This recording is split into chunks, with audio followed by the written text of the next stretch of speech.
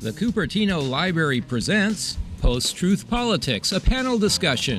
Today's event will feature Devin Feheley, a KPIX 5 investigative reporter, and Larry Gerston, a professor emeritus of political science at San Jose State University and political analyst at NBC Bay Area. And now your moderator for today's event, Rosalind Donald.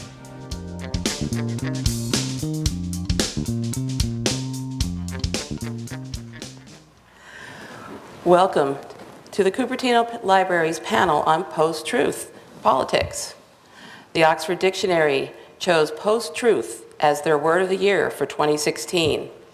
Post-truth is defined as relating to or denoting circumstances in which objective facts are less influential in shaping public opinion than appeals to emotion and personal belief.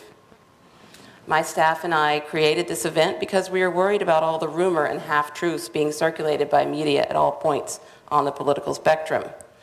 At the library, we pride ourselves on being an unbiased source of information. We offer books, magazines, newspapers, and ebooks with a wide range of political viewpoints. Did you know you could subscribe to the New York Times online through the library? How many of you knew you could subscribe to the online New York Times? Raise your hand. Yes. With your library card, the smartest card in your wallet. It is free. Libraries are not free. They cost a great deal of money. Luckily, your tax dollars are at work here. You can also get access to over 3,000 international newspapers through PressReader. That is also available with your library card through the library website. And you all have a brochure on your chairs that explains how to get access online. Also, we have a whole flanks of librarians over there who are happy to get you started if you need help. So here at the library, we are dedicated to providing a wide range of viewpoints. We offer newspapers and magazines so our cardholders can keep up with current events. We offer access to the internet so cardholders can access all the information on the web. However, the advent of fake news means that some of these library resources are tainted. How do I, as a steward of public information resources, continue to be a trusted source of information? I have a lot of questions about this, and I'm hoping to get some guidance today from our panelists. I'm Rosalind Donald. I'm the acting community librarian for Cupertino Library. And I want to thank our panelists, Devin Feheley of KPIX TV, and Dr. Larry Gerston, a retired San Jose State professor of political science, for making time to visit with us today. I know there are a lot of events happening around the Bay Area today, and I appreciate all of you making the time and attending today's event. I would also like to thank the Friends of the Library whose incredible efforts with their book sales make it possible for us to have events like this here at the library. Last, before we get to the questions, I want to emphasize that this is not a partisan event. Post-truth culture affects the entire political spectrum. I encourage you to write your questions on the index cards that you find on your chairs and hand them out to one of our library staff members who will bring them up on stage, and I'll read them and ask the questions. And so, with that, let's get started. So, this is we also collected questions through our SurveyMonkey online forum, and we got quite a few, almost 20, and half of them came in today. I thought that was interesting. And so I'm going to lead with a question that did come in over the SurveyMonkey. Have we ever believed what politicians say? Isn't the lying going on in politics today just a matter of degree? Did we believe Herbert Hoover when he promised a chicken in every pot and a car in every garage? So, Dr. Gerston, why don't you lead off? Well, I think it's pretty clear that politicians have always extended the truth. And I think what's really critical here is, number one, to what extent? And number two, how do we learn about what can be done about what they say? What information can we gather that would either ratify or undermine what they say? Interesting, there's some organizations now that give us a lot of information on that. One is, I've used this at NBC Bay Area, where I'm the political analyst, PolitiFact.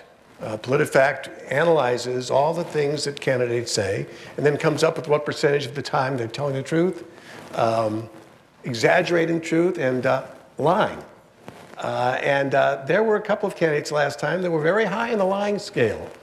every one of them, one way or the other, exaggerated the truth. So, you know, our job, I think, as citizens, is to, number one, never take anything at face value.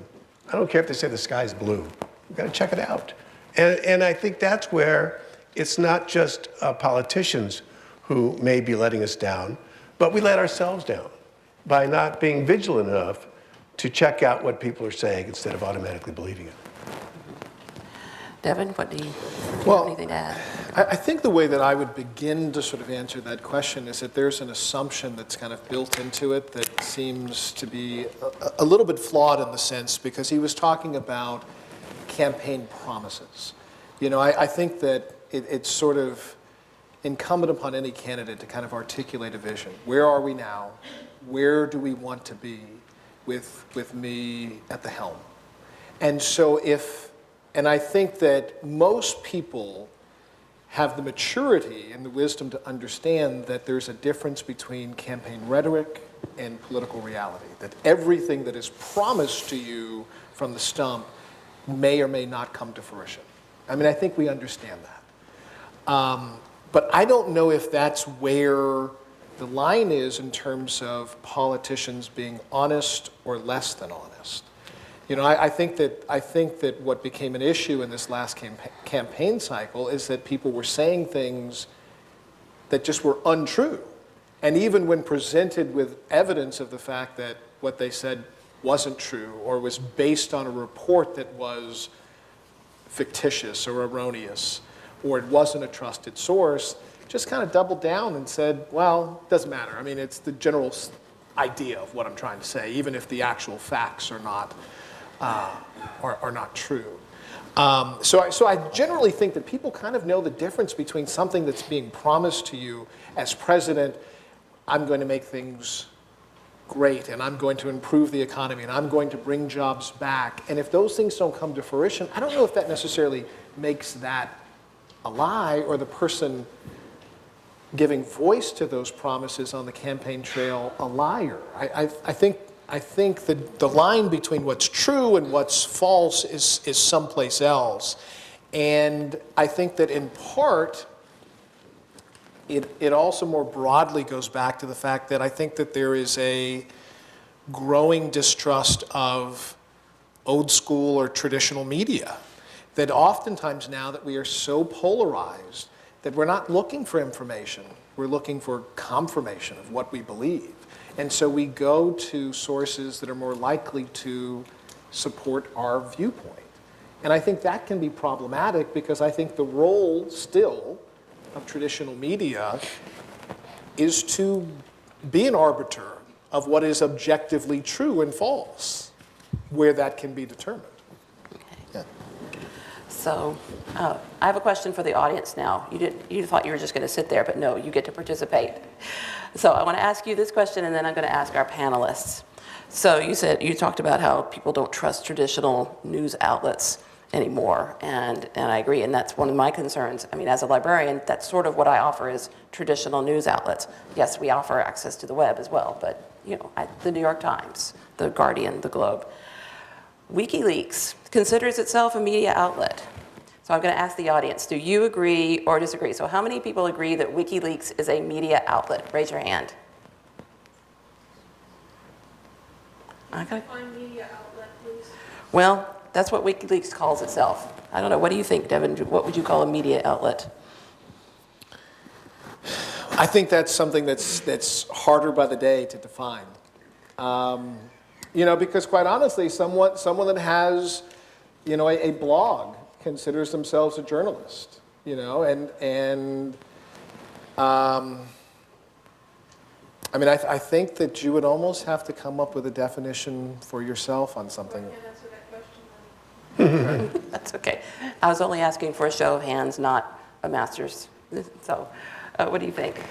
Well, if a media outlet refers to an entity that releases information, then you could say WikiLeaks is a media outlet. But the question then becomes, what about the information they release? What about the context of that information? What about the veracity of that information? What about all those things? So just releasing information in itself isn't any good unless one has faith in the information that's been released, and that gets back to square one. You're verifying what you read and hear. I do agree that people are less trusting of the media. And I think there are a few reasons for that. I think in some ways, of course, what media are we talking about? Are we talking about newspapers? Are we talking about cable? Are we talking about traditional radio and television stations, and networks and whatnot? Oftentimes, we try to take shortcuts. We look to see, as you said, who's saying what we like, and we're done. And that's where, once again, I harp on this. I harp on this in my classes. I harp on this whenever I can. We have responsibility, not just to take at face value whatever we read or say or hear. We need to mine these things. And I'm afraid that we see less and less of that. And that's why we go ahead and go to whatever outlet fits in with our own value. So, let's see. Do you want to add anything to that? Or Yes, I would. I mean, jump right in. You don't have to wait for me. Before I came over here today, I was listening to a press conference by our new president. He was addressing the intelligence community. And towards the end of that address, he kind of pivoted into one of his kind of attack lines on the media. He was talking about today how he feels that the media are, and this is a paraphrase, but this is more or less what he said, some of the most dishonest people you'll ever meet. Now, just personally and professionally, I find that to be both untrue and somewhat offensive, because it is my job and my livelihood. But it has become something that has been very commonplace during the campaign, and likely appears to be something that will extend into his presidency. Kind of a war on the press, or at the very least an adversarial relationship with the press, which is okay, because I think most journalists understand that our relationship with people in positions of power, wherever they fall in the political spectrum, at times of necessity is going to have to be somewhat adversarial. But I think it's important to note that I don't think journalists are liars. We are not just bold-faced liars. I think that the truth, insofar as that can be determined objectively, is something that is fundamentally important to us. It's our job. We're passionate about it. We believe that it is the bedrock and the cornerstone of our society and of our democracy. And we are not going to knowingly report something that is untrue, verifiably untrue, for a couple of reasons. First and foremost, because our names, our faces, and our voices are all associated with that report. And as a journalist, your credibility is your stock and trade. Once you have squandered that by getting something wrong or knowingly getting something wrong, that's very difficult to get back. And also there is also the ever-present threat of being sued. You can be sued if you publish something that is libelous or slanderish. You can get, TV stations get sued. So I think both of those things as a practical matter, other than just our own pride in what we do and sense of professionalism, means that we most of the time are doing everything within our power to get the information right. And I think that, and I'll get off my soapbox, but I think that something like that has to be said in the face of someone saying journalists broadly, across the board, in broad brushstrokes, are the biggest liars you'll ever meet. And they're lying all the time, and they're doing it intentionally, and this is an effort to delegitimize me or undermine me, and I just think that is not true. You know, and one of the problems, Devin, is drawing that continuum that we call journalists. Where does it begin and where does it end? Someone who does straight news reporting, whether it's writing, whether it's on air, yeah, that's a journalist. And then you get farther out and you start talking in terms of commentators or people who have news shows like Rush Limbaugh or Sean Hannity or people at MSNBC along with Fox. And then you've slid, unknowingly almost, I think, to a lot of viewers, from news reporting to news assessing and analyzing. And that's where I think things get very sketchy. But oftentimes the news organizations that the president, in this instance, and I mention this only because he did it today, he did it a few hours ago, that he's calling out are often what we think of as sort of the giants of the industry. I mean, he's talking about the New York Times, the Washington Post, CNN, the network news, people that try extraordinarily hard to get it right because there are profound consequences personally and professionally for getting it wrong. And he's calling them out because, quite frankly, he doesn't like what they write. It's that simple. Right. I don't like what you've written. It's not even a question of whether they're lying, and they're not.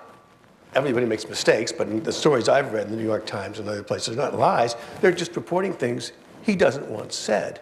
And you're right, a lot of that's inherent. There is this adversarial relationship between elected officials and the press, because the press is going to ask questions elected officials don't like to deal with, right? Go away. Well, you can, of course. But in fact, when the press is writing stuff, material, stories that just is factually based, then it's not a question of bad journalism if someone like the president or anybody else for that matter doesn't like it. It's the fact that he doesn't, or she doesn't in some cases, like what's been written, period. One of the, for one thing, if you have questions for our panelists, please write them on the index cards, and one of my staff will pick them up. Laura, I see one right over here. So please write questions on the index cards, and they'll bring them up, and I'll fold them in as our conversation continues. So please do write your questions. So for this election cycle, do you think the press asked the right questions? I don't know how to define right questions either. I will begin this by saying that I think the press in the earliest stages of the presidential campaign was extremely undisciplined. I'm talking about the cable television particularly, and that they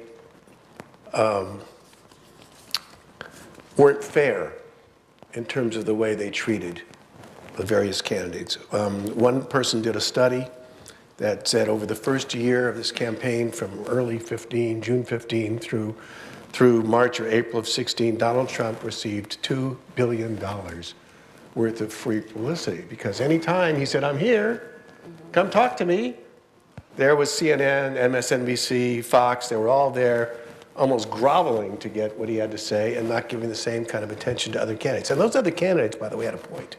They had a point. They did. They were not treated with the same level of fairness. And frankly, because I think, at least in the case of MS and CNN, these guys were laughing at now President Trump. He was a caricature to them. They couldn't believe it. This is great entertainment. We can fill all our airtime. And in the process of giving him all that room, he was able to separate himself from all the others, and I think benefited tremendously. So for the first half of this campaign, I think that was true. For the second half, it was another story altogether. That's my take. So kind of between the primaries and the Yeah. Once we got through the primaries, but some would say by that time there was such an incredible advantage for candidate Trump over the others that it was kind of hard for anybody to catch up. Now that doesn't mean that you have to give everybody the same amount of time. It's crazy, but this was pretty absurd, and it's been documented. Did you have anything you wanted to add, or? Yeah, I would say that I think as a journalist, there was a presumption, if we're being perfectly honest, that at some point the president's candidacy or campaign would just simply run out of steam. That at some point he would say something so outrageous or so offensive that people would begin to turn away. That there would be a pivot to one of the other candidates that was still in the race. And then that never happened. I mean, I think that we have to recognize in some ways that there was something unique either about this moment in our country or about this candidate or his campaign. Because there were things that he said that if other people had said them throughout the campaign, they would have been very quickly shown the door. And those things, I think to the people that supported President Trump,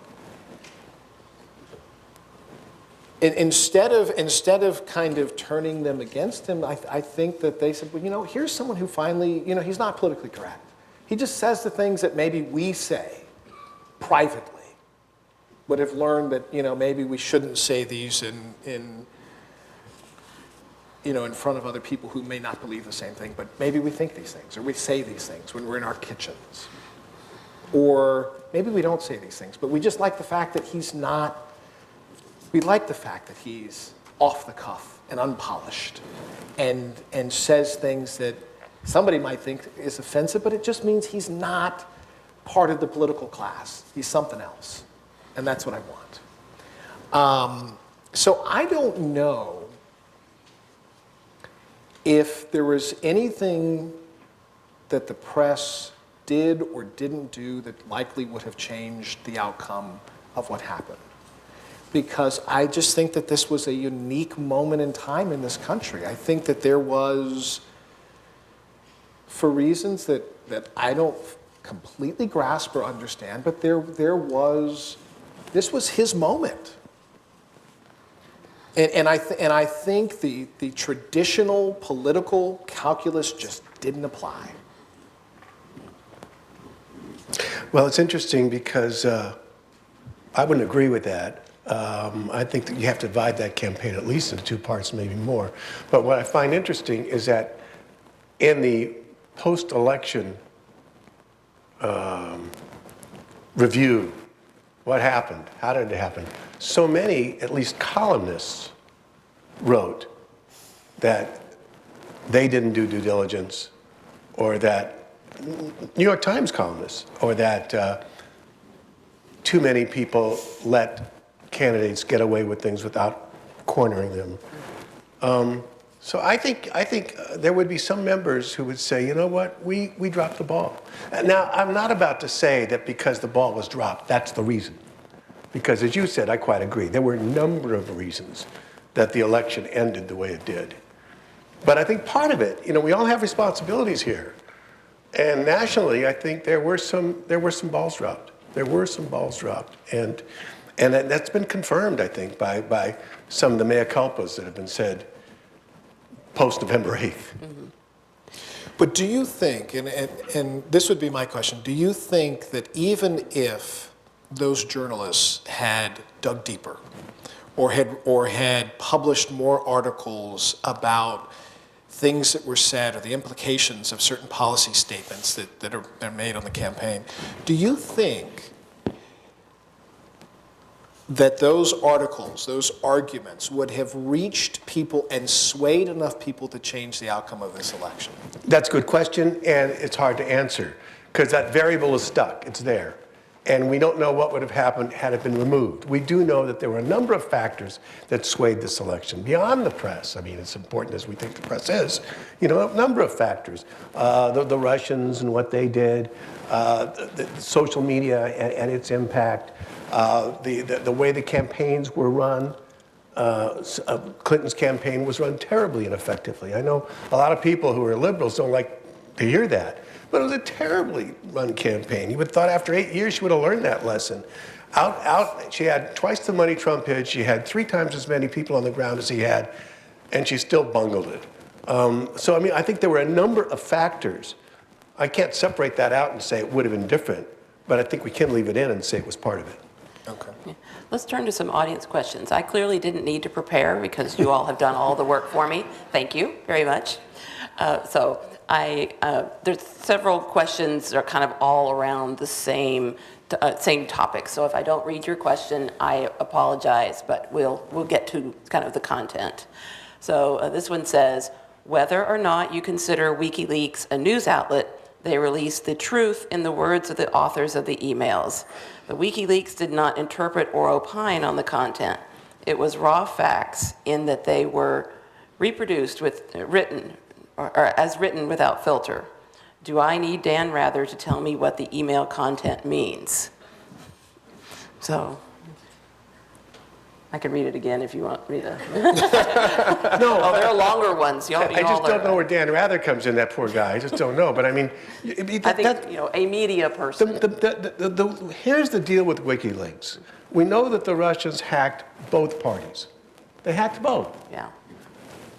They decided they were going to see as much of the Democratic material released as possible. Why?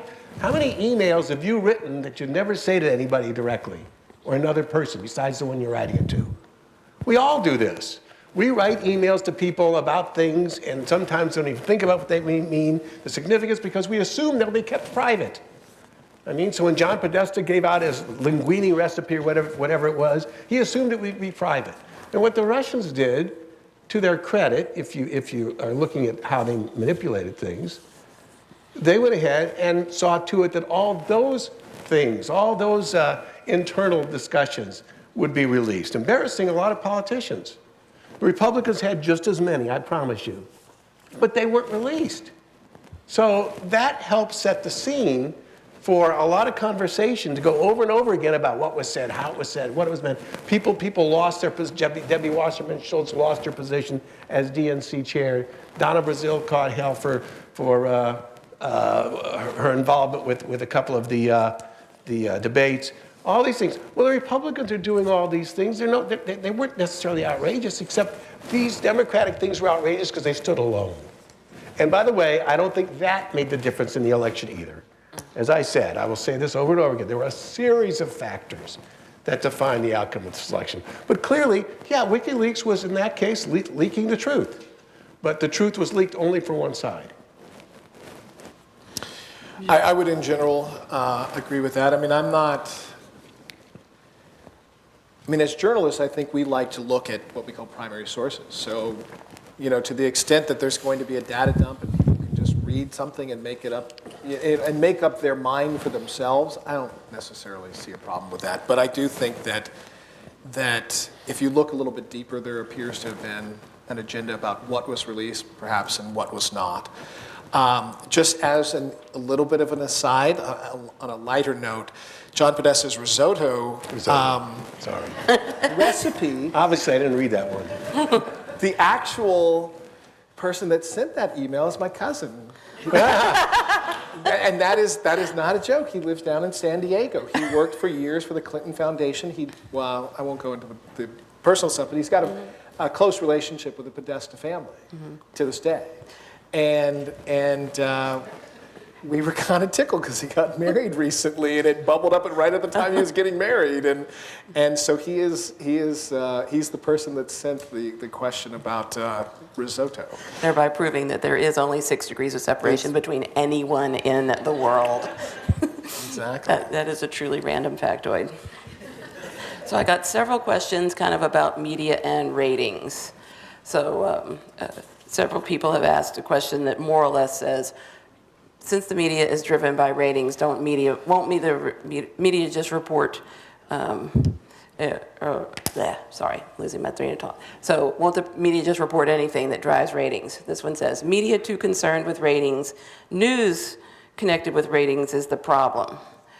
So, I mean, TV stations, radio stations, and newspapers are businesses. And they have been. Always have been. That's not new. For the entirety of their existence. So newspapers and magazines depend on advertising revenue. We depend on the revenue that comes from commercials.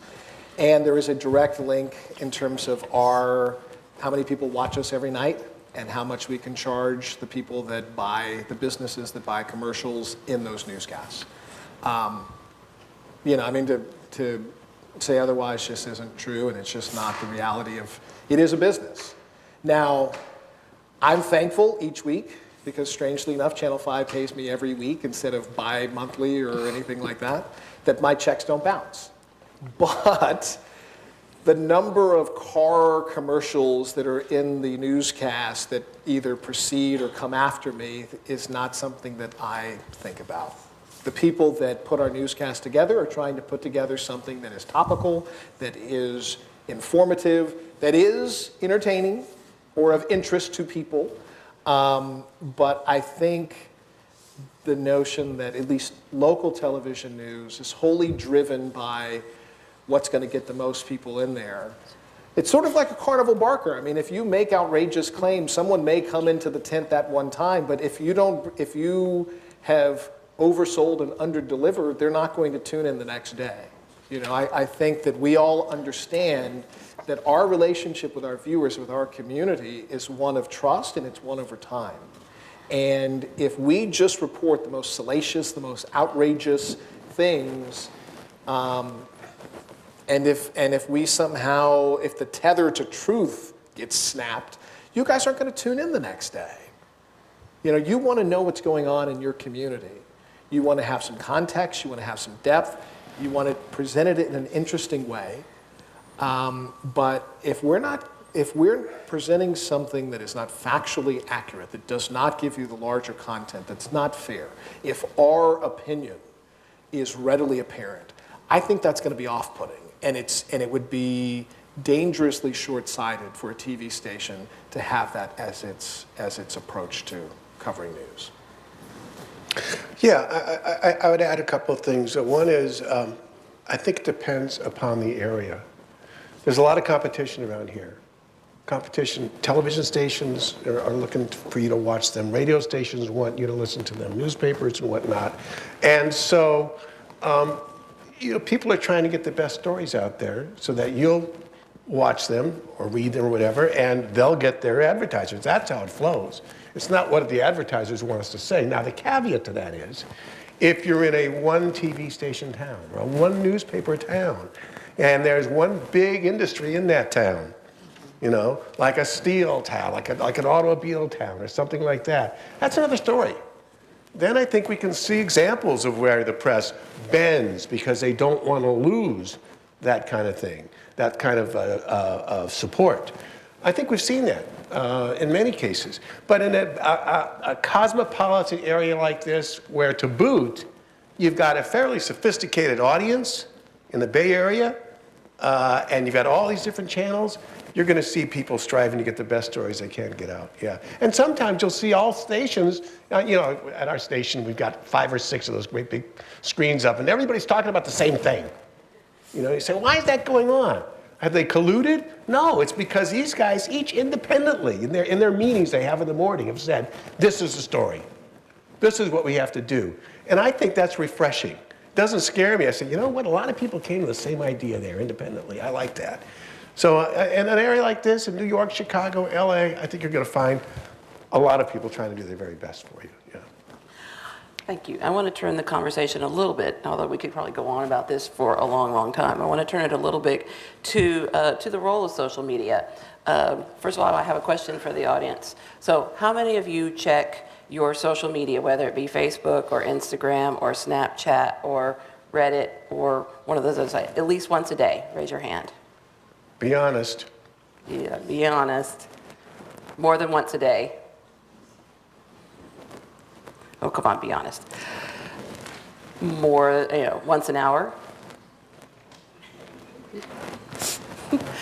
There's the honest folks in the audience. I admit I have a terrible Facebook habit because it's been shown that there have been studies that show that checking your Facebook pushes the same endorphins that chocolate chip cookies and cocaine do. Just are less high and less fat afterwards. And so that's a good business model for them. Yeah, it works. It's worked for Facebook. But how about never? Okay, how many of you never use social media, say Facebook? Wow. Wow. Okay. There are some normal people here. Yeah, there's some normal people here. So,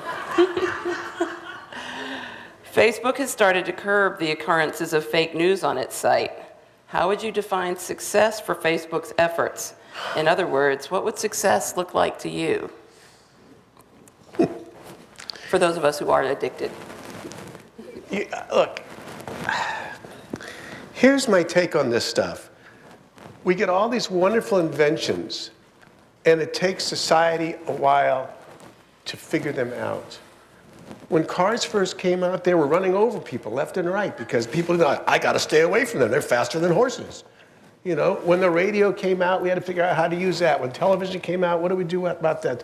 And Facebook is like this too. It's something new, and we're all trying to get our hands around it. And Facebook's got a responsibility, and we have a responsibility.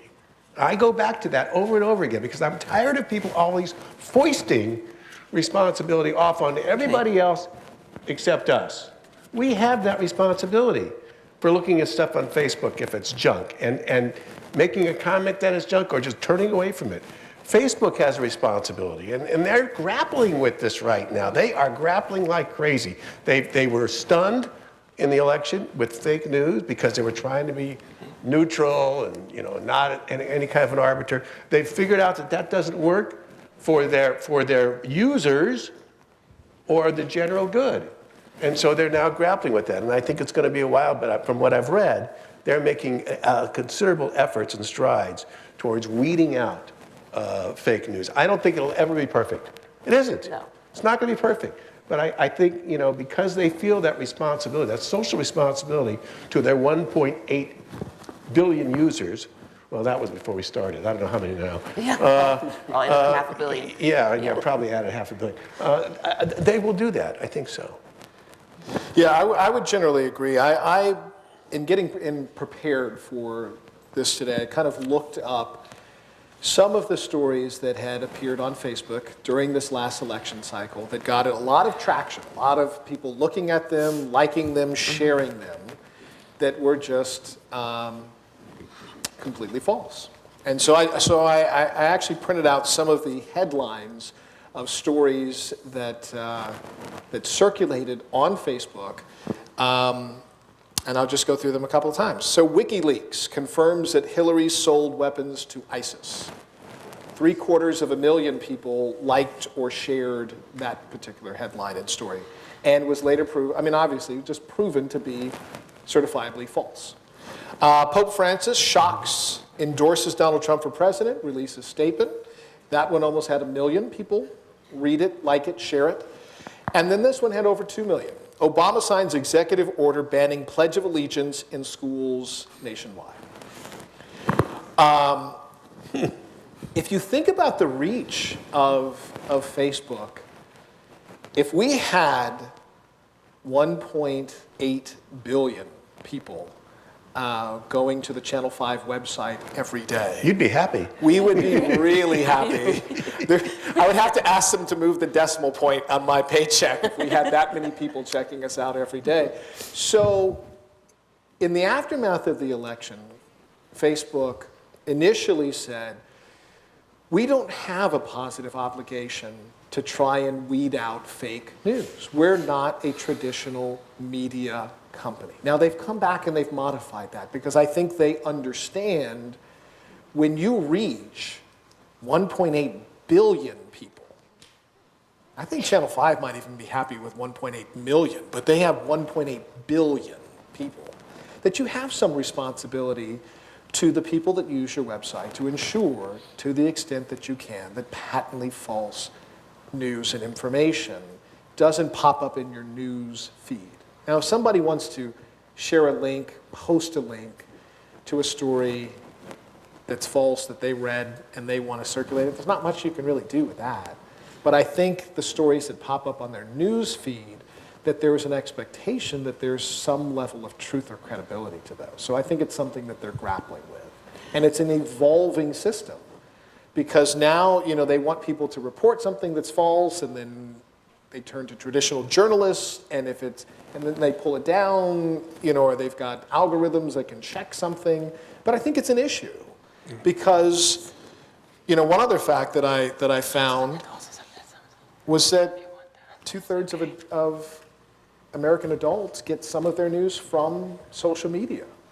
a lot of that from Facebook and from Twitter and from some of the other social media outlets. So the media landscape has shifted.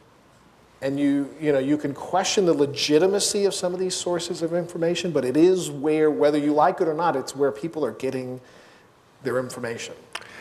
Yeah, and to show you how fast the landscape is changing on this, Facebook 3 or 4 months ago had editors checking news coming in and trying to determine what was real and what isn't, and they caught what not for that. Oh, you're trying to weed out stuff. Censoring. You know, Censoring it. so after they tried to take the line of making sure what comes in is legitimate, they backed off because people thought they were now controlling the news. So you back off, and then you get other stuff that come in. So that's part of it. And they're going to get there because I think, you learn a lot about corporations. And there's this whole concept of social responsibility. And some of them have it and some of them don't. Starbucks is a great example. They've got social responsibility. They pay their people more money. They're giving you an online opportunity to get a college degree. I call that social responsibility. We can name some other ones. Facebook, I think, is one of those companies. They have social responsibility, and their problem is to figure out how to get it right. What about Google? Google's another one. Yeah, Google. I think Google spends a lot of money trying to come up with ideas that will benefit society. Now, but remember, Google has a different space than Facebook does. Facebook is more of a news site, so Google is not. It's interesting you say Facebook is more of a news site, because I don't think of it as a news site, but I think people do use it as a news site. I don't think it is either. Right. But in fact, Devin's point, 2/3 go to social media for news. Now the question is, what are you reading? Yeah, in preparing for this panel, I read a Pew study on the modern news consumer, and their study shows that something like 70% of the people they surveyed used Facebook as a news site. So whether they meant it for it to be or not, it is. So I've gotten a number of questions that all kind of circle around the same topic of, okay, all this news is out there. What can we rely on? First of all, I want to point out the library is a source of unbiased information. If you have a library card, the smartest card in your wallet. We do offer a wide range of news sources. So, sorry, just a little plug. So, what can we rely on? Where do you go to fact check? I mean, do I have to check PolitiFact for every news story that I read? How does your average, well-intentioned, conscious political consumer do that and still work and sleep and occasionally interact with their families? Well, I would say that a certain amount of common sense has to come in at some point. If you see a headline that seems outrageous, it seems like it just makes the back of your head, the kind of tickle a little bit, you may want to a healthy dose of skepticism, I think, is good for journalists, and it's good just for consumers of news as well. And if it seems like, wait a sec, can that really be true? You may want to see if what are generally considered to be reputable news organizations, the New York Times or something like that, if they've picked up on the reporting. There are places that, like PolitiFact, that will kind of rate the truthfulness of certain statements and certain stories. Snopes, that's STOPES.com, is a pretty good resource for things that are just kind of hoaxes, false news. You can find them. So Snopes is a good one? Snopes is a pretty good one, yeah. It's SN. You said ST. Oh, I'm sorry. SNOPES.com. It's okay.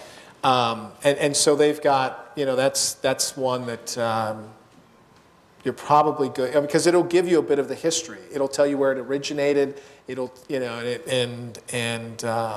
That's a good way to kind of weed some of that stuff out. But the basic thing is you just have to, a little bit of common sense and skepticism. If it seems too outrageous, something that just doesn't seem believable, then you're better off doing some additional research to see. Yeah, those are wise words. Be skeptical. That doesn't mean you dismiss everything, but could this be true? Did the Pope really endorse Donald Trump? I mean, come on. Has the Let's Pope think about ever this. endorsed a political No, of candidate? course not. Good. They go out of their way not to be political. It doesn't mean that some of the things they do aren't viewed as political by some people. Right. No. But I mean, you know, some of it doesn't make common sense. I happen to believe in getting as many, now, okay, I'm not normal on this. I get 5 newspapers a day. I know, that's sick. And I don't know how many magazines. Because I want to really dig down and get whatever I can. And it's amazing how sometimes the same story by good people, by smart people, by well-intentioned people, will be written with a different hue. That's kind of important to me, you know, to see. And I don't think normal people would do that. And I'm not suggesting any of you do that. And it's, you know, believe me, many psychiatrists have wondered. So which 5 do you read? Yeah, what do you read? I got to think about this. The Merc, the Chronicle, the New York Times, the Wall Street Journal, and the LA Times. Okay. Not And an if I had it, international source? I'm sorry? Not an international No, if I had it in my druthers, if I had my druthers, I'd also get the Sacramento Bee, but I'm afraid my wife would kill me. But I mean, you know, but that's me, and I realize that. But I think, you know, when you get a story, if it just doesn't seem right, check it out someplace else. Go to another source. And the League of Women Voters, by the way, right? You guys know this. You should. When it comes to local and state issues, you know, they throw stuff out there. Here's what it is. Here's what it stands for. Here's what it means. Okay? Sometimes it recommends, sometimes it doesn't, but you go all the way through the analysis. And I myself look to that a number of times to make, because you get those ballot issues, I know every word is in English, but by the time I get to the third one, I don't know what they're talking about. Right? And how many times do you have to have no in it? This will not happen because this can't happen, yes or no. What? You know, so I mean, we need to simplify that kind of stuff. That's another discussion for another time. But by going to good sources, I think, many sources, that helps. And many sources. I will point out that through the library resource Press Reader, you can get news from over 3,000 different sources and quite a few international ones. Yes. I know, your wife now hates me with your library card. And I often find it informative. I'll be busy. Yeah. So I often find it very interesting to read articles from the UK or Amsterdam. The newspapers are in their original languages, but they have a translate function that will give you the drift. Right, just to add to that, I don't know how many of you, I'll bet a number of you get The Economist. Yeah, that's terrific. I mean, it takes you a month to read a week's issue. But I mean, you know, when their stuff they have on the United States is just phenomenal, and other countries as well. Okay. We're coming up on the end of our time here, so I'm not going to be able to get to all of your many, many questions. I feel like we ought to publish an FAQ after this. But one thing that I did want to bring up is, you know, here's another question from the audience. What, if anything, is the difference between truthful and factual? Does it have anything to do with context? That is more of a philosophical question. But yeah, it is, you know, there's truthful and there's factual. And I think that kind of gets at another crux here, is what I feel to be true may not be what you feel to be true and have little or nothing to do with the facts. Yeah, I would have to think a little more deeply about that, but I would say just on, you know, just kind of the quick response is, I mean, a fact is something that you can objectively verify. And in the larger context of those facts, people can look at the same set of facts and come to a different conclusion. You know, it's often said that everyone can have their own opinion, but not their own facts. And that's why I think facts matter. And I think that, you know, as a journalist, it's not necessarily our job to come to that conclusion for you in some type of complex issue. But if we present you with the facts, if we present you with people on both sides of an issue who may have a different interpretation of what those facts should lead you to do, then that's the point at which we've passed the baton to you, and you guys can decide, well, do I believe this guy, or do I believe this person? You know, do I think that we should go in this direction based on those facts, or that one? But you've got the facts, and I think that's what's important. Did you have anything? Works for me. Okay. So, Here's a quote from a Neil Gabler article that I found when I was doing some research for this. "The value-neutral media ideal," in quotes, "has left us with a society drained of kindness and mutual responsibility toward one another. We must fight against what we've wrought." Let's see, do you agree the media is value-neutral? If so, what needs to change? Of course not. I mean, who among us is value neutral? I mean, it's hard to even put those two words together. You know, we all have values. That's all there is to it. Every single one of us, from the earliest days on, has values about this or that. And in some cases, they're universal. Everybody feels that way. And in some cases, we're going on our own route and whatnot.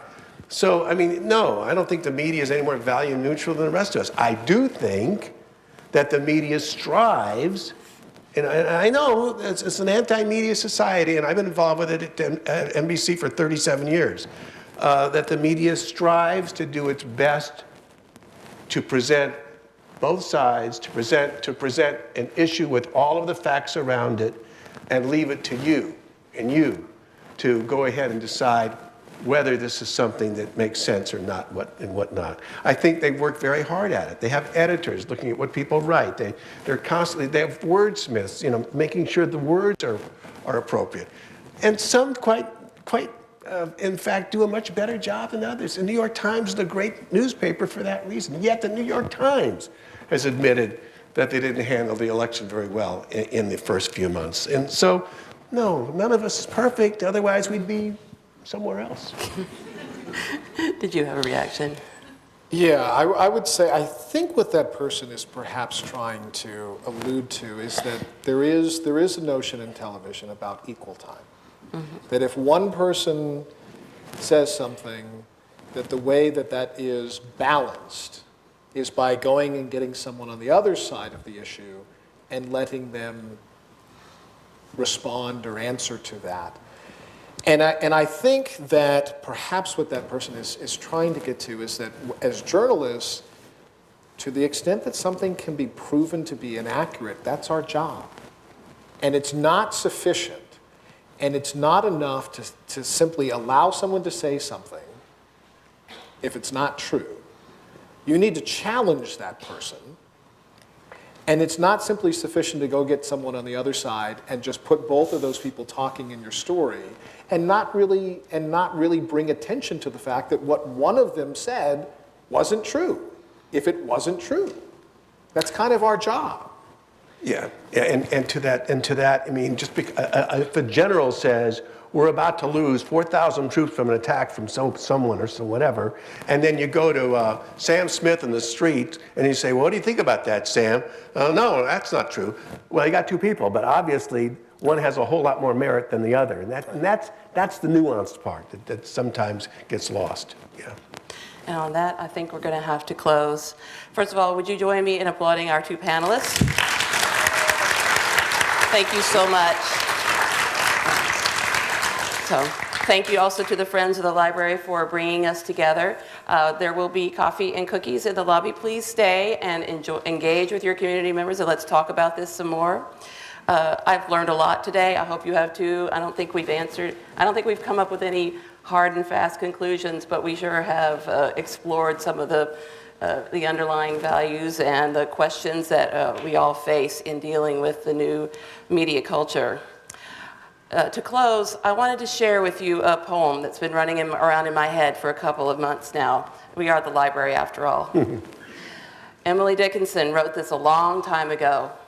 She was probably thinking about poetry, but like all great art, its meaning resonates no matter what century we're in. Tell all the truth, but tell it slant. Success in circuit lies. Too bright for our infirm delight, the truth's superb surprise.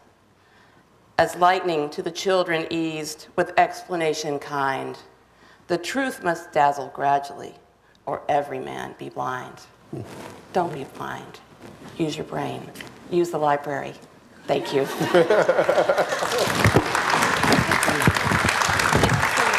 Oh, you're very welcome. Thank you. Thank you. Pleasure, Devin.